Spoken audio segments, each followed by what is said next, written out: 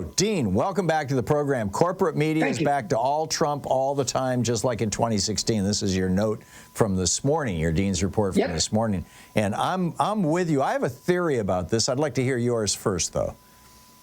Well, look, as I detail in the article, if people feel like it's gone back to all Trump all the time, you're right. Because there was a time, Tom, after Vice President Harris became the candidate, the corporate media was really covering her extensively for about 5-6 weeks. It was remarkable to see that. They pivoted back to Donald Trump now.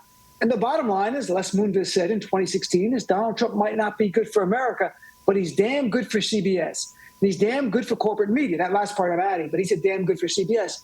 And he said, Donald, keep it rolling. The money's rolling in. Keep it coming, Donald. And he said that might be horrible to say, but that's the truth.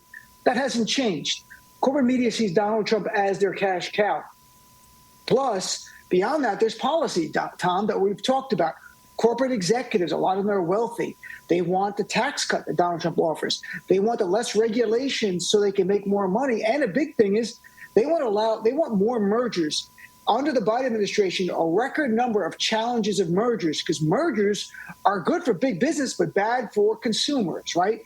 Republicans don't want the FTC or the DOJ slowing down mergers so you can have less competition. That's a big part of it as well. So you've got various things playing out, but the biggest thing is corporate media is dying, and Donald Trump is their last gasp to get him some ratings and relevance. And I think they're actually hastening the demise of corporate media in terms of relevance and making people like you and me and others on our channel and other really good hosts out there and independent media outlets more relevant going forward. And I'm happy about that part. I get all that, and I agree with you. I would like to add the one thing, and I'm curious, once you've heard this, what percentage of motivation for the media you think this might play. For example, if you look at Raw Story right now, which is one of the top progressive websites, I think 4 out of the top 5 stories are about Trump. And they're not doing that because they want deregulation or lower taxes.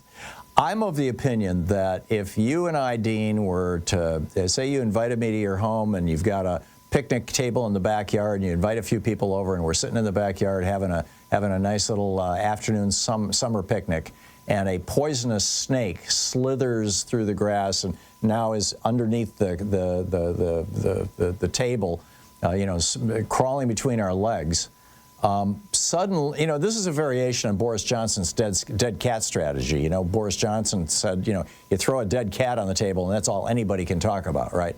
That, if we've got a deadly snake here in the grass, we damn near need to talk about it because he represents a threat to us. And I don't know how to disentangle that, the very real threat that Donald Trump presents. And he knows this, by the way, which is why he comes up with these absurd things like, they're eating cats in Springfield.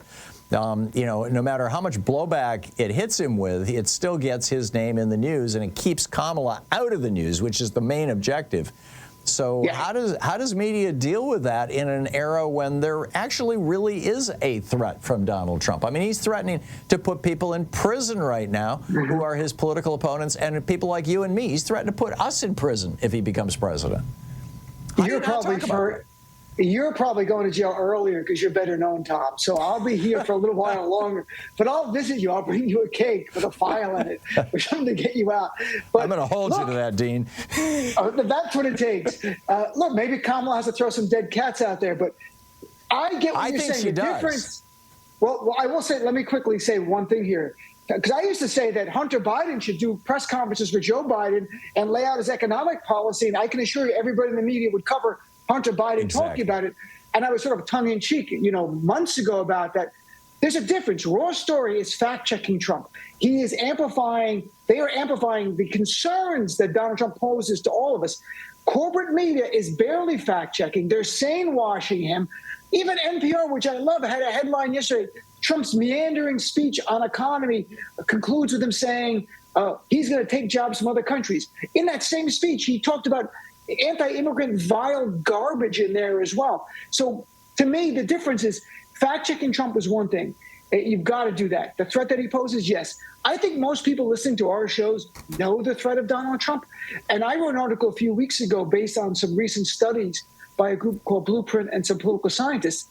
If you really want to help Harris get elected, forget telling people how bad Trump is, because we know it. and especially people in the middle who are sort of unsure if they're going to come out and vote or not. Tell them what Harris is about.